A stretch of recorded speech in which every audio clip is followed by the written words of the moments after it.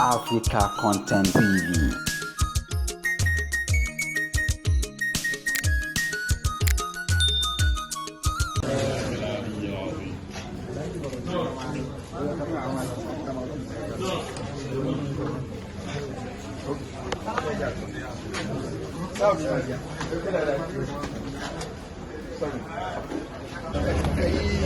Èyí làwọn ti máa bọ̀ fún gbogbo yín bẹ́ẹ̀ rò pé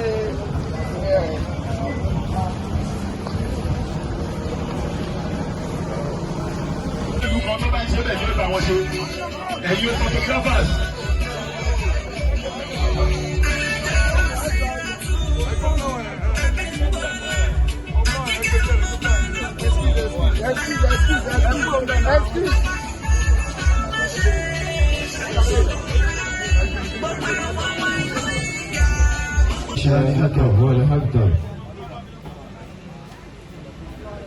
Mo fi bàbá ọba Honorable Isiaq Olúwatóyìn Ṣúwárà o.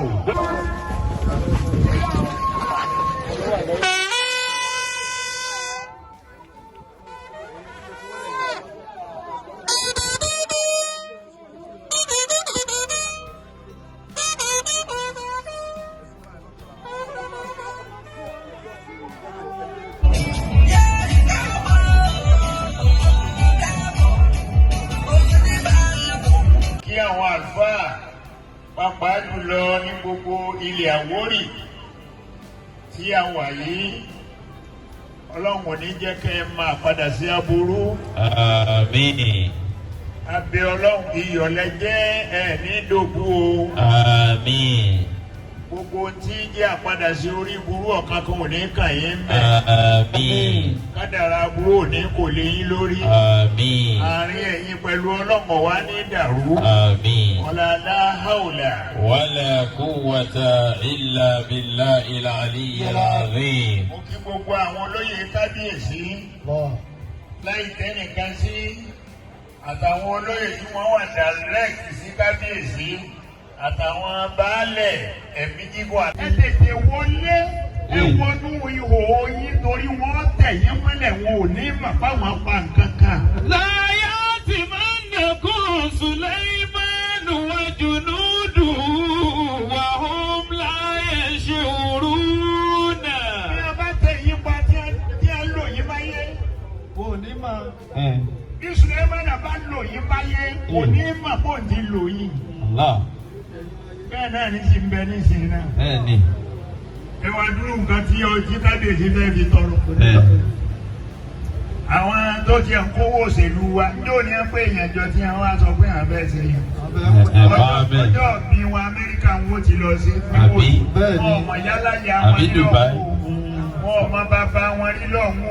Wọ́n wà lọ wéṣì Ọmọ owó. ni ó bí wọn o. Àbí ọ̀wọ́ eléyìí lásán ṣé kò ní bí bàbá tó bí kábíyèsí oníbà ní abáwà náà yàrá wò ní máa sunkún sọ́lọ̀ lọ́rùn. Wọ́n lọ́ ìwo ló ṣe irú eléyìí fún mi. Ọmọ ṣeun. Lójú ayé mi náà ọmọ mi dára. tí ìwú ló sì dára báyìí fún mi. Allahu akbar. Ànábì Sùlẹ́ìmánà. Fatabassama. فإذا فعلت فانصب وإلى ربك فارغب. بسم الله الرحمن الرحيم. إنا أعطيناك الكوثر فصل لربك وانحر إن شانئك والأبتر. بسم الله الرحمن الرحيم. إذا جاء نصر الله والفتح ورأيت الناس يدخلون في دين الله أفواجا فسبح بحمد ربك واستغفره إنه كان توابا. بسم الله الرحمن الرحيم.